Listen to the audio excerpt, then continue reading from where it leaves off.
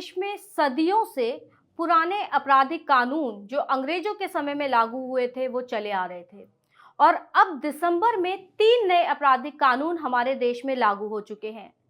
CrPC की जगह, जिसको आप सब जानते होंगे, सीआरपीसी और आईपीसी की जगह अब भारतीय नागरिक सुरक्षा संहिता, जो कि सीआरपीसी की जगह ले चुका है, और भारतीय न्याय संहिता जो आईपीसी की जगह ले चुका है, और एविडेंस एक्ट की जगह ली है भारतीय साक्ष्य संहिता ने।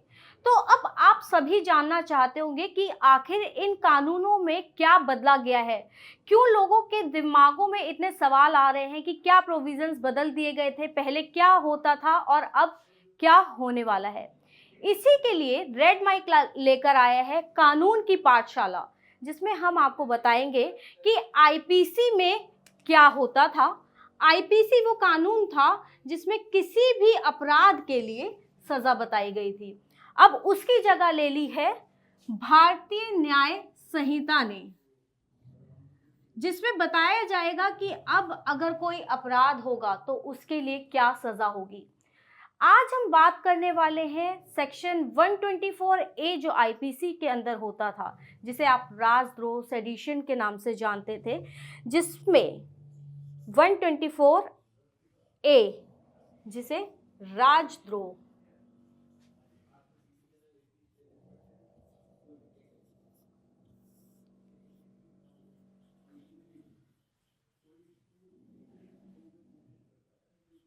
यह सेडिशन के नाम से जानते थे। अब वही सेक्शन 124A बीएनएस भारतीय न्याय संहिता में हो चुका है सेक्शन 152।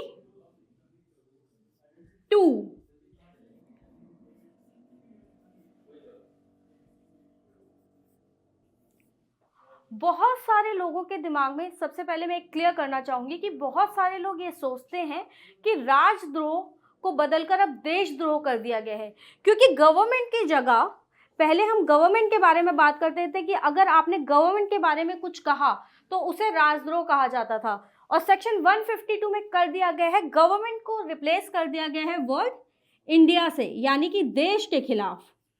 तो बहुत सारे लोग अब ये समझ रहे हैं कि राजद्रोह खत्म कर दिया गया है और देशद्रोह आ गया है। ऐसा नहीं है।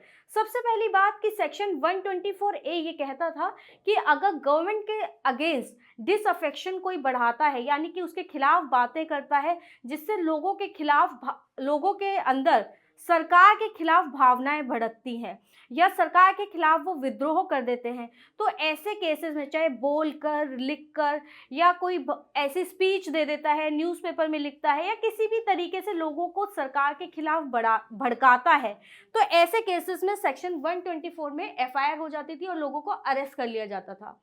आपको मैं बता दूं, एनसीआरबी का अगर आप डेटा देखेंगे 2014 से लेकर 2021 तक 428 केस रजिस्टर हुए थे और 634 लोग अरेस्ट हो गए थे। तो आप समझ सकते हैं कि राजद्रोह के अंदर कितना कड़ा कानून था, लोगों को कैसे अरेस्ट किया जाता था। तो अब लोगों ने ये सोचा कि नए कानून आ चुके हैं, तो क्या राजद्रोह को खत्म कर दिया गया है। सबसे पहली बात कि राजद्रोह खत्म नहीं हुआ है, गवर्नमेंट की जगह सिर्फ शब्द आया है इंडिया। दूसरी चीज, क्या राजद्रोह और देशद्रोह एक चीज है? नहीं। राजद्रोह सेक्शन 124A में आता था, जिसमें ये कहा जाता था कि अगर कोई किसी भी तरीके से बोलकर, लिखकर या लोगों के बीच अपनी बात फैलाकर सरकार के खिलाफ भावनाएं भड़काता है तो वो राजद्रोह है। लेकिन सेक्शन 121 बात करता था देशद्रोह की। सेक्शन 121 देशद्रोह की बात करता, तो दोनों में फर्क है। देशद्रोह सेक्शन 121 था और राजद्रोह सेक्शन 124A था। तो 124A अभी भी है, जो 152 में आ गया है, जिसमें पहले सजा 3 साल से लेकर लाइफ टाइम की इम्प्रिजनमेंट हो सकती थी, आजीवन कारावास हो सकता था। अब वहां से बढ़कर हो चुका है 7 साल से लेकर 7 ईयर्स से लेकर लाइफ टाइम का इम्प्रिजनमेंट हो सकता है, प्लस फाइन भी हो सकता है।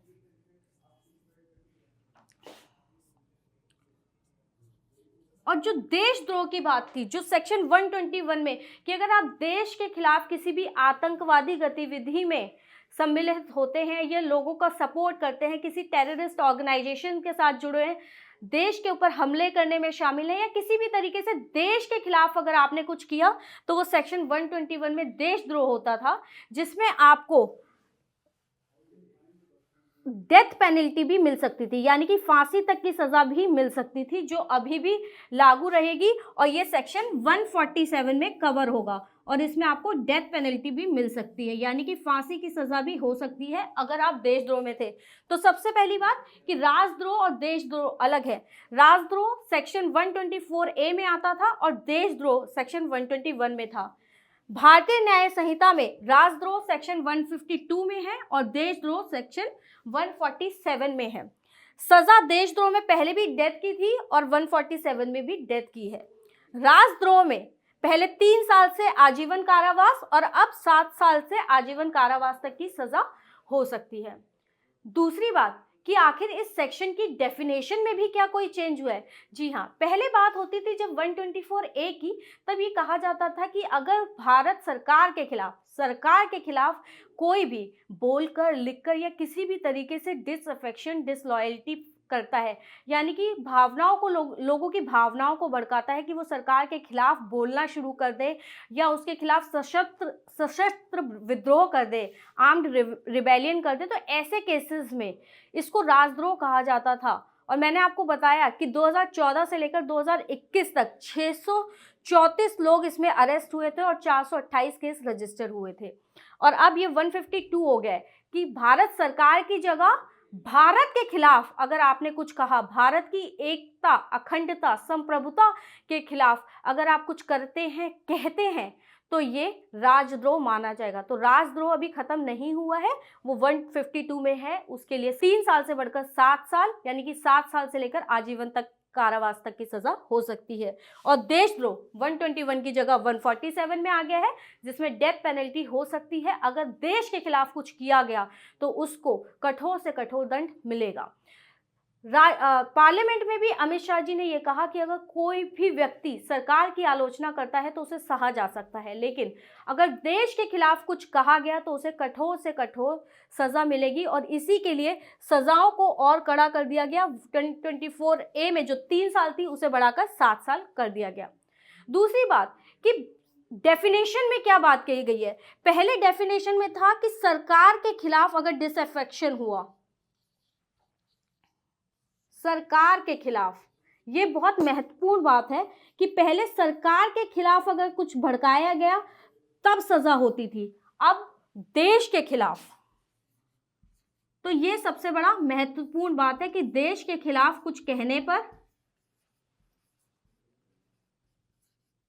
देश की एकता, अखंडता और संप्रभुता को अगर कोई नुकसान पहुंचाएगा तो उसको सजा होगी। एक और मैं आपको बहुत इंपॉर्टेंट बात बताना चाहूंगी कि सुप्रीम कोर्ट में कई अपील्स पेंडिंग थी। मई 2022 में सुप्रीम कोर्ट ने किसी भी केस को सेक्शन 124A में FIR करवाने पर रोक लगा दी थी और ये कहा था कि जितने भी केसेस पेंडिंग हैं उन सबको अभी रोक दिया जाएगा, उसके ऊपर कोई एक्शन नहीं लिया जाएगा। क्योंकि 1962 में Kedarnath Singh versus state of Bihar का एक लैंडमार्क जजमेंट आया था, जिसमें कॉन्स्टिट्यूशनल बेंच ने ये कहा था, जब सेक्शन 124A की वैलिडिटी की बात की गई थी कि ये क्या वैध है, तब सुप्रीम कोर्ट की कॉन्स्टिट्यूशनल बेंच ने ये कहा था कि आर्टिकल 19 में फ्रीडम ऑफ स्पीच और एक्सप्रेशन की जो बात की गई है वो एब्सोल्यूट नहीं है, यानी कि उस पर कुछ रिस्ट्रिक्शंस हैं। अगर कोई सरकार के खिलाफ कुछ कहता है तो उसको प्रोटेक्ट नहीं किया गया है, इसलिए सेक्शन 124A वैलिड है, ये कहा गया था Kedarnath Singh versus state of Bihar में। अब उसी को सुप्रीम कोर्ट ने 7 जजेस की बेंच के सामने रिव्यू के लिए भेजा है कि क्या वाकई सेक्शन 124A वैलिड है। अब उसकी वैलिडिटी को फिर से रिव्यू किया जाएगा और पहले क्योंकि 5 जजेस की बेंच ने इसमें फैसला दिया था, इसीलिए अब इसको 7 जजेस की बेंच के सामने रेफर किया गया है। अब आपको देखना ये होगा कि सुप्रीम कोर्ट से सेक्शन 124A की वैलिडिटी को लेकर क्या फैसला आता है। यहाँ पर बहुत सारे लोगों का सवाल ये है कि सेक्शन 124A की जगह सेक्शन 152 आ गया है तो ये वैलिड होगा, तो वो केसेस वैसे चलते रहेंगे। लेकिन आपको ये जानना आपके लिए बहुत ज़रूरी है कि कोई भी पीनल लॉज अगर आते हैं तो वो रेट्रोस्पेक्टिव यानी कि बैक डेट से लागू नहीं होते, वो हमेशा आने वाले जो भी अपराध होते हैं उनके ऊपर लागू होता है। जो अपराध पहले हो चुके हैं उनके ऊपर वही कानून लागू होता है जो उस समय लागू होता है। जैसे कि मान लीजिए कि 15 दिसंबर को कोई अपराध हुआ तो उसमें सज़ा मिलेगी उस समय जो कानून लागू था, जैसे उस समय आईपीसी लागू था तो आईपीसी के हिसाब से।